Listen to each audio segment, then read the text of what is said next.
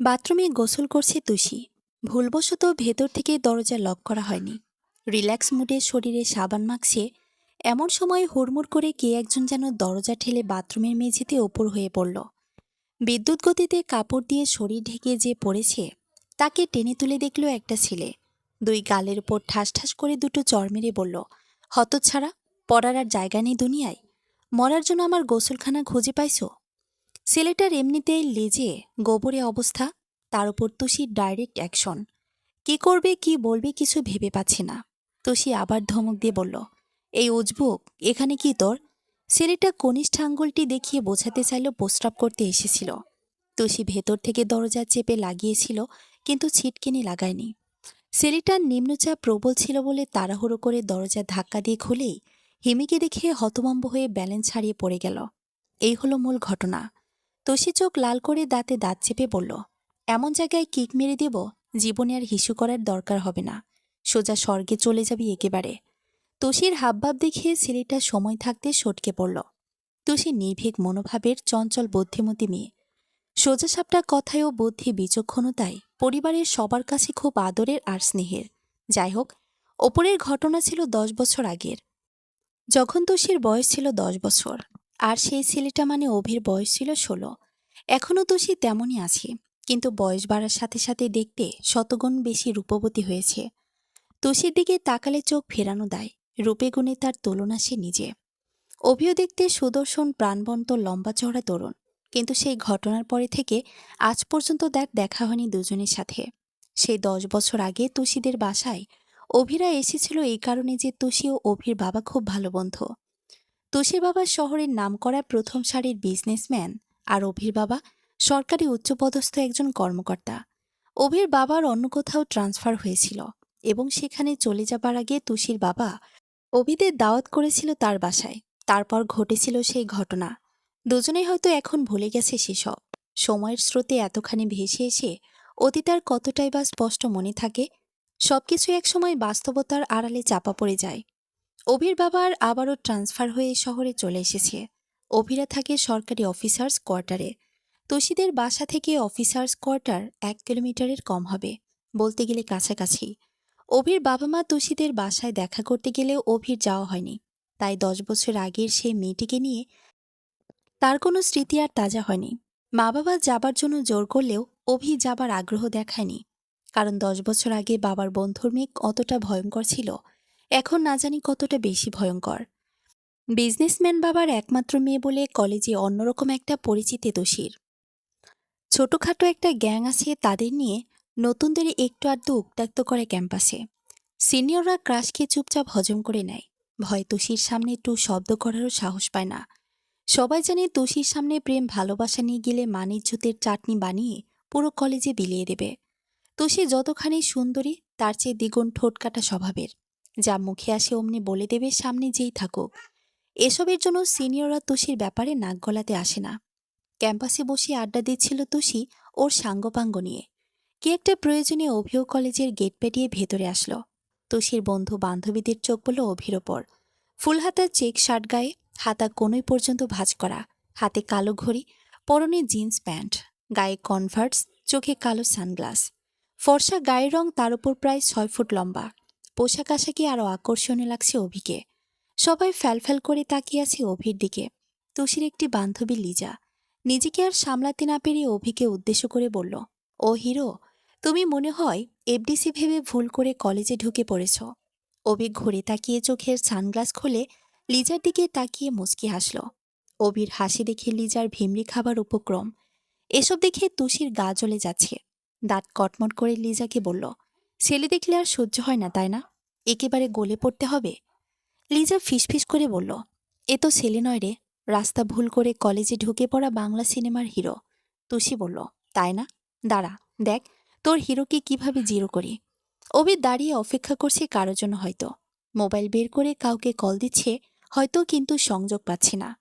তুষি ওর বন্ধু রবিনের সানগ্লাসটি এনে চোখে পড়ে পায়ের উপর পা তুলে তুড়ি বাজাতে অভি তুষির দিকে তাকালো। তুষি হাতের ইশারায় অভিকে ডাকতেই অভি এসে সামনে দাঁড়ালো। তুষির পেছনে ওর বন্ধু বান্ধবীরা তুষিকে ঘিরে দাঁড়িয়ে আছে। একটু ভাব নিয়ে তুষি বলল, নাম কি? তুষির এরকম আচরণ অভির ভালো লাগলো না। তাই সবার উপর নজর বুলিয়ে তুষির প্রশ্নের বাঁকা জবাব দিল অভি। নাম জেনে কি হবে? আমার নামের রেশন কার্ড দিবে নাকি? অভির কথায় তুষির বন্ধু বান্ধবীরা হেসে উঠতেই তুষির চোখ রাঙানিতে আবার সবাই চুপ হয়ে গেল। তুষি বলল, নতুন নাকি? অভি বলল, হ্যাঁ। যাও, 10 টাকার বাদাম নিয়ে আসো আমার জন্য। বলে পার্স ব্যাগ থেকে 10 টাকার একটা নোট বের করে অভির দিকে বাড়িয়ে ধরল তুষি। অভিনয়ে তুষির পা দেখতে লাগলো। তুষি অবাক হয়ে বলল, কি হলো, কি দেখছ? অভি বলল, না, দেখলাম তোমার পা তো ঠিক আছে, ল্যাংড়া খোড়া হলে না হয় দয়া করে এনে দিতাম। এবার তুষির মেজাজটা গরম হয়ে উঠল। এই প্রথম কেউ এভাবে তুষির সাথে পাঙ্গা নিচ্ছে। তুষি কটমট করে বলল, এই যে বেশি শিয়ানাগিরি দেখিও না, এখানে সবাই আমার কথাই চলে। অভি বলল, আচ্ছা, তোমার বাবার নামটা কি বলো তো, অথবা তোমার বাসার অ্যাড্রেস? তুষি অবাক হয়ে বলল, মানে?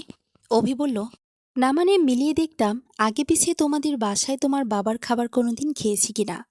তুষি আরও অবাক হয়ে বলল, মানে? মানে হলো যারা তোমার কথায় চলে তারা হয়তো তোমার বাবার খায়, নয়তো ব্যক্তিত্বহীন। আমি আমার বাবার খাই এবং নিজের মর্জিতে চলি, বুঝলে? অভির কথা শুনে সবাই হাঁ করে তাকিয়ে আছে। অভি মুচকি এসে তুষিকে বলল, এই যে ম্যাডাম, ঝালমরিচ, মা বাবা নিশ্চয়ই সুন্দর একটা নাম রেখেছে, তোর নামটা কি জানতে পারি? তুষি বলল, তুষি। অভি বলল, তো মিস তুষি, আপনার জায়গায় কোনো ছেলে হলে এতক্ষণে নাক বরাবর মেরে দিতাম ঘষি। অভির কথায় আবারও তুষির বন্ধু বান্ধবীরা হো হো করে হেসে উঠল। সবার সামনে নিজের প্রেস্টিজ পাঞ্চার হতে দেখে তুষির মগজে আগুন ধরে গেল। উঠে দাঁড়িয়ে অভির শার্টের কলা ধরে বলল, এত অ্যাটিটিউড, আমার সাথে পাঙ্গা নেবার মজা তো ভোগ করতেই হবে। এখান থেকে সোজা হাসপাতালে পাঠানোর ব্যবস্থা করছি, দাঁড়া। অভির শার্টের কলার ছেড়ে দিয়ে রাগে ফসফস করতে করতে তুষি রবিনকে বলল, রবিন, পোলাপান নিয়ে ওর ঠ্যাং ভেঙে হাসপাতালে পাঠানোর ব্যবস্থা কর।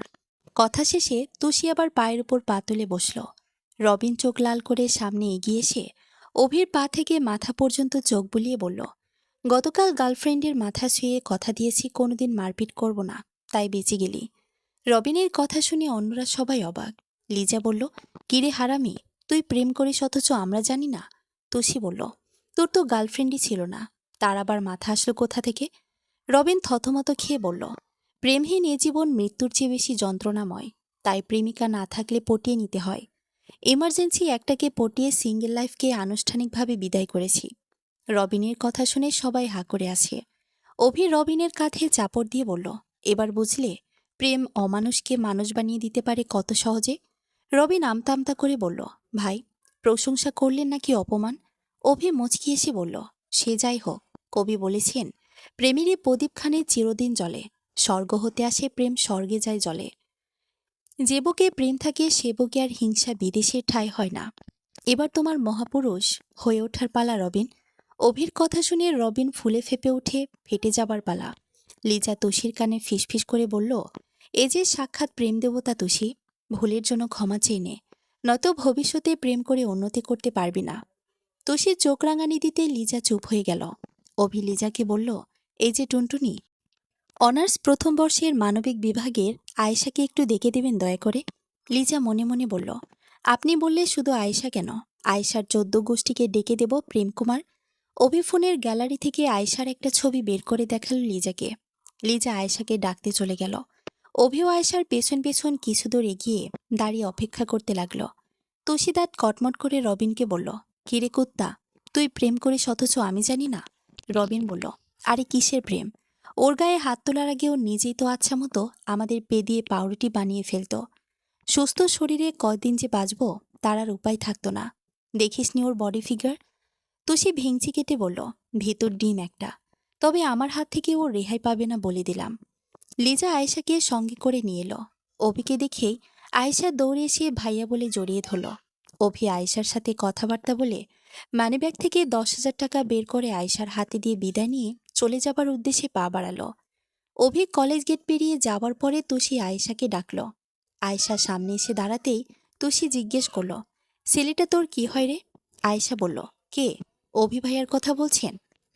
ওই ছেলেটা। আপন ভাই হয় তোর? আপন ভাই না হলেও আপন ভাইয়ের চেয়ে বেশি আপু। মানে?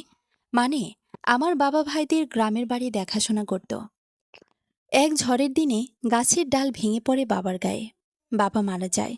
বাবার ইচ্ছে ছিল আমাকে শহরে বড় কলেজে পড়াশোনা করাবে। বাবার সেই ইচ্ছেটা ভাইয়া পূরণ করছে। আমার এবং আমার পরিবারের দায়িত্ব ভাইয়ারা নিয়েছে। আজকাল আপনজনও এতটা করে না আপু। তুষি বলল, ঠিক আছে, তুমি যাও। আয়েশা চলে যাওয়ার পরে লিজা তুষিকে বলল, ছেলেটা সব দিক থেকে পারফেক্ট তুষি। আয়েশাকে তোর শালি বানিয়ে ফেল সময় থাকতে। লিজার কথা শুনে তুষির রাগও হচ্ছে, আবার হাসিও পাচ্ছে। লিজার কান টেনে ধরে বলল, সে যাই হোক, আমার সাথে অ্যাটিটিউড দেখানো, ওকে আমি শায়েস্তা করেই ছাড়ব। লিজা জিজ্ঞেস করল, কি করবি তুই ছেলেটাকে? তুষি বলল, আর কিছু না হোক, আমাকে ওর সরি বলতেই হবে। চল এবার। কলেজ গেটের বাইরে এসে তুষি দাঁড়াতে ড্রাইভার গাড়ির ডোর খুলে দিল। তুষি উঠে বসল, সাথে লিজাও। লিজাদের বাসা একদম পাশেই, তাই লিজাকে সবসময় সঙ্গে নিয়ে ঘোরাফেরা করে তুষি। গাড়ি ছুটে চলল। দুদিন পরে বিকেলবেলা তুষি লিজাকে নিয়ে বাসার সামনে দাঁড়িয়ে নিজের প্রাইভেট কারে ওয়াশ করছে। আর সেই পানি রাস্তায় ছড়ে গিয়ে মাঝখানের একটা ভাঙা জায়গায় অনেকটা জমা হলো। দুর্ভাগ্যবশত এমন সময় অভি বাইক নিয়ে আসলো সেই পথে। সেই ভাঙা জায়গায় অভির বাইকের চাকা পড়তেই নোংরা পানি ছিটকে গিয়ে তুষি ও লিজার নাকে মুখে মেখে গেল। এই অবস্থা দেখে অভি ব্রেক করে দাঁড়ালো। আর তুষি ক্ষিপ্র গতিতে ছুটে এসে বলল, এই রাস্কেল, দেখে শুনে বাইক চালাতে পারো না? এবার অভি হেলমেট খুলে বলল, আমি খুবই দুঃখিত, আসলে বুঝতে পারিনি এরকম হবে। অভিকে দেখে তুষি মনে মনে ভাবল, এই তো বদলা নেবার মোক্ষম সুযোগ। ইচ্ছে করে গায়ের নোংরা পানি ছিটিয়ে দিয়ে এখন সরি বলা হচ্ছে, তাই না? বলে চুলে ক্লিপ খুলে অভির বাইকের চাকায় ঢুকিয়ে দিতেই চাকা লিক হয়ে যাওয়া হাওয়া বেরিয়ে যেতে লাগলো। অভি হাঁ করে তাকিয়ে আছে। তুষি অভির সামনে এসে দাঁড়িয়ে চোখে চোখ রেখে বলল, আমিও সরি।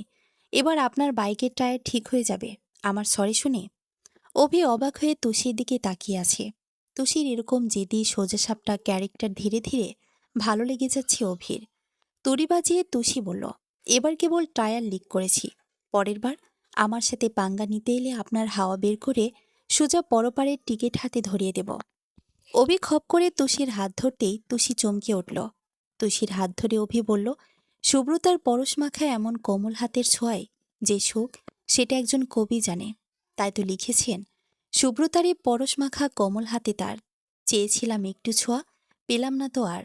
তুষি অবাক হয়ে এক ঝটকায় অভির হাত থেকে নিজের হাত সরিয়ে নিয়ে বলল, আমার হাত ধরে এবার একটু বেশি করে ফেললি। অভি মুচকি এসে বলল, সবসময় এমন কঠিন হয়ে থাকলে নিজেকে চিনবে কি করে? তোমাকে ভালো লাগার কথা কেউ বলার সাহস পায় না, সেটা তোমার ব্যর্থতা, তাদের নয়। তুষি ফ্যালফ্যাল করে তাকিয়ে আছে অভির দিকে। অভি আবার বলল, কটকটির চেহারাও কিন্তু সুন্দর, কিন্তু তোমার মতো আচরণের কারণেই সবাই তাকে ভিলেন ভাবে। সুতরাং নিজেকে বদলাও। ভিলেন বলায় তুষি খেপে গিয়ে অভির শার্টের কলার ধরে বলল, আমি ভিলেন তাই না? দাঁড়া, তোর কি অবস্থা করি দেখবি। এলাকার কোনো ছেলে আমার সামনে দাঁড়িয়ে কথা বলার সাহস পায় না। আর তোর এত বড় সাহস, কত কিছু বললি এ পর্যন্ত। তোকে একটা শিক্ষা দিতেই হবে। অভিক্ষোভ করে তুষির হাত টেনে ধরে একেবারে সামনে নিয়ে চোখে চোখ রেখে বলল, তুষি চোখ বন্ধ করে স্পর্শটা একটু অনুভব করবে। দেখো তো তোমার হৃদয়ে অন্যরকম এক আবেশ তৈরি হয় কিনা। যদি না হয় তাহলে তুমি ঠিক তোমার ক্যারেক্টার অনুযায়ী, আর যদি হয় তাহলে তুমি ভেবে নিও নীরবে তুমি তোমার প্রেমকে হত্যা করছো, নিজেকে এইসব ইচ্ছা অনুভূতির আড়াল করে।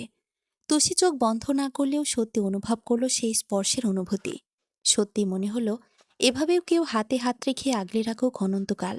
কিন্তু মুখে প্রকাশ না করে উল্টো অভিকে বলল, এই যে আমার সাথে এরকম আচরণ করলি, এর জন্য ভয়ঙ্কর শাস্তি হবে তোর। অভি ইচ্ছে করে মেজাজ গরম হবার ভান করে বলল, কুকুরের লেজ যেমন সোজা হয় না, তুমিও তেমন সোজা হবার নয়। এবার তো সে ভীষণ ক্ষেপে গিয়ে অভির শার্টের কলার চেপে ধরে বলল, তোর স্পর্ধা দেখে সত্যি আমি ভীষণ অবাক। এই যে ফরফর করে উড়ছিস, যদি ডানা ভেঙে মাটিতে আছড়ে ফেলতে না পারি তাহলে আমার নামও তুষি না। অভি মুচকি এসে বলল, নাম নয়, নিজেকে বদলাও ম্যাম। কথা শেষে বাইক ঠেলতে ঠেলতে অভি চলে গেল। এরপর ৩-৪ দিন আর কারো সাথে কারো দেখা নেই। তুষির মনে জেদ চেপে আছে অভিকে একটা শিক্ষা দিতেই হবে। কফি শপে বসে কফি খাচ্ছে অভি। এমন সময় কয়েকজন গুন্ডা নিয়ে উপস্থিত তুষি। অভি এক নজর তুষির দিকে তাকিয়ে আবার কফিতে মনোযোগ দিল। তুষি অভির সামনে এসে দাঁড়িয়ে বলল, কফিটা খেয়ে নে আরামসে, কারণ এরপর ধোলাই খেয়ে বেশ কিছুদিন হাসপাতালে থাকতে হবে তো। কাপটা ঠেলে সরিয়ে উঠে দাঁড়িয়ে তুষির চোখে চোখ রেখে অভি শান্ত গলায় বলল, এত অহংকার আর বড়াই কিন্তু ভালো নয় তুষি। তুষি বলল, তোর মতো ছোট লোকদের রাখতে হয় পায়ের তলায়। একটু বেশি ছাড় দেওয়া হয়ে গেছে। কফি শপের সবাই তাকিয়ে আছে অভি ও তুষির দিকে।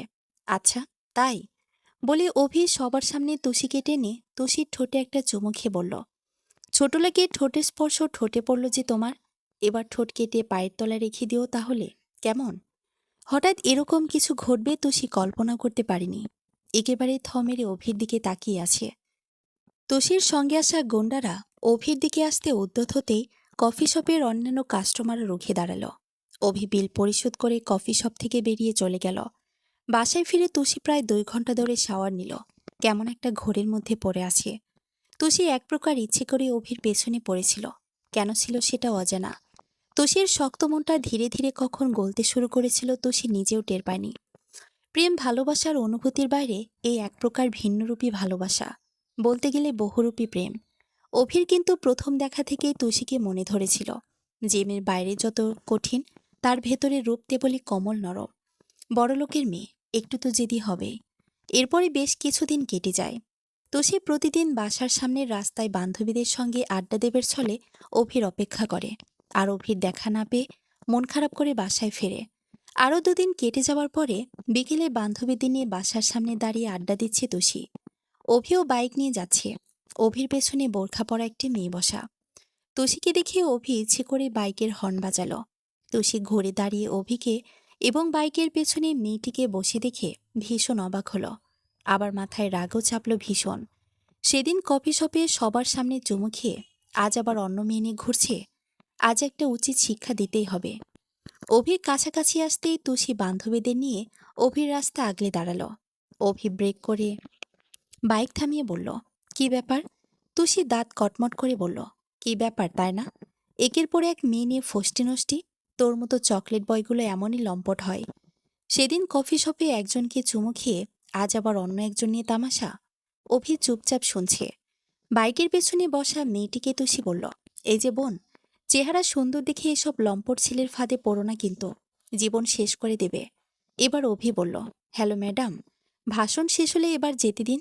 ফালতু কথা শুনে টাইম নষ্ট করার সময় আমার নেই একদম। অভির কথা শুনে রাগে সমস্ত শরীর গিজগিজ করছে তুষির। অভি বাইক স্টার্ট করে গিয়ার ফেলতেই তুষি সামনে থেকে সরে গেল। অভি চলে গেল বাইক চালিয়ে। তুষি লিজাকে বলল, লিজা, এতদিন কিছু বলিনি, এবার সত্যি আমি ওর 12টা বাজিয়ে ছাড়বো দেখিস। লিজা মুচকি এসে বলল, কি ব্যাপার কি রে তুষি? ওর যাকে নিয়ে ঘোরার ইচ্ছা ঘোরো, তোর কেন জলে? কিছু একটার গন্ধ পাচ্ছি কিন্তু। তুষি ধমক দিয়ে বলল, বেশি গন্ধ পাওয়া বন্ধ কর, নয়তো নাকটাই হারাবি কিন্তু বলে দিলাম। এদিকে অভির পেছনে যে মেয়েটি বসা ছিল সে হলো সে আয়েশা। অভি যাকে বোন ডাকে। আয়েশা বাইকের পেছনে বসে হেসে হেসে বলল, কি ব্যাপার ভাইয়া? তুষি আপুর চোখে তোমার প্রতি দুর্বলতা দেখলাম যে, মনে হচ্ছে তোমার প্রেমে পড়েছে। অভি বলল, তো মুখে বলে দিলেই হয়, ওর হাবভাব তো পুরো উল্টো। আয়েশা বলল, ভাইয়া, মেয়েরা চায় তার পছন্দের মানুষটির মুখ থেকে আগে ভালোবাসি শব্দটা শুনতে। কিছু মেয়ে আছে মনে মনে ভীষণ ভালোবেসে ফেললেও মুখে বলতে পারে না, কিন্তু ওকে দিয়ে আমি বলিয়ে ছাড়বো দেখিস তুই। অভি বলল।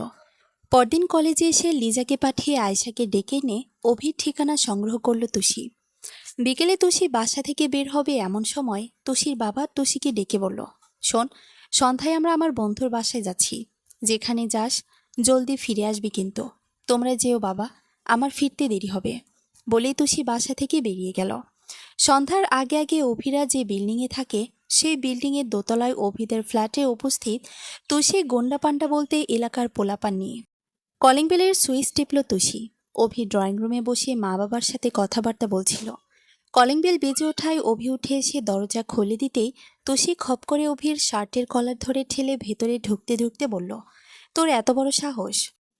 তুই আমাকে চুমু খেয়ে আবার অন্য মেয়েকে বাইকের পেছনে বসিয়ে ঘুরিস? বিয়ে করলে তোর আমাকেই করতে হবে, নইলে খুন করে ফেলবো মনে রাখিস। তুষির কাণ্ড দেখে অভির বাবা মা থতমত খেয়ে দাঁড়িয়ে আছে। অভি তুষিকে শান্ত করার চেষ্টা করতে অস্থির। অভির বাবা অভির মাকে বলল, এবার বুঝলে তো তোমার ছেলের খাবার রুচি কমে গেছে কেন?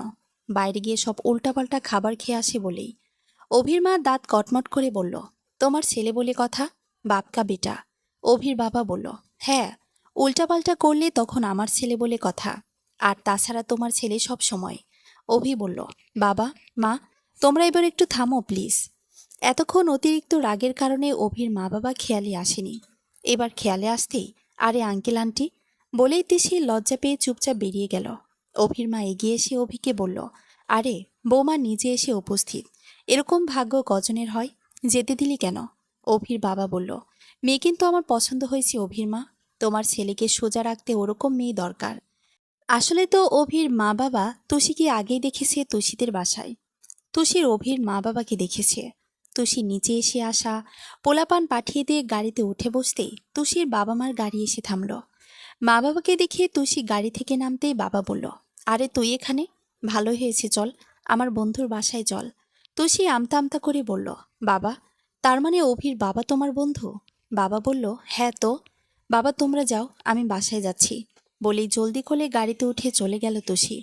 অভিদের বাসায় অভির বাবা মায়ের কাছে সবকিছু শুনে হেসে অস্থির সবাই। তুষির বাবা অভির বাবাকে বলল, তা মেয়ে যখন তোমার ছেলের বউ হয়ে আসতে প্রস্তুত, তাহলে আর দেরি কিসের? দুপক্ষ মিলে অভি এবং তুষির বিয়ের দিন তারিখ ঠিক করলো। ধুমধাম করে বিয়ে হয়ে গেল দুজনের। বাসর ঘরে বসে আছে তুষি। অভি ঢুকে দরজা বন্ধ করে এসে তুষির পাশে বসে বলল, ভালোবাসো সেটা আগে ভাগে বললে কি হতো? তুষি ঘোমটা ফেলে বলল, নিজে অতগুলো লোকের সামনে চুমু খেতে পারো, আর ভালোবাসি বলতে পারো না? লুচ্চা ছেলে একটা।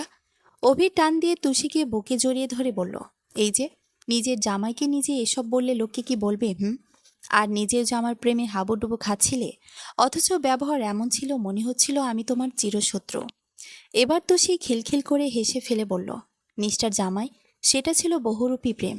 এবার যখন রেজিস্ট্রি করে আমায় নিজের করে নিয়েছো, এখন পাবে শুধু প্রেম। আমার আগের ব্যবহারের জন্য আমি সরি। অভি তুষির কপালে চুমু খেয়ে বলল, তোমার সবটুকু প্রেম আমার চাই, হোক শুধু প্রেম অথবা বহুরূপী প্রেম। সমাপ্ত।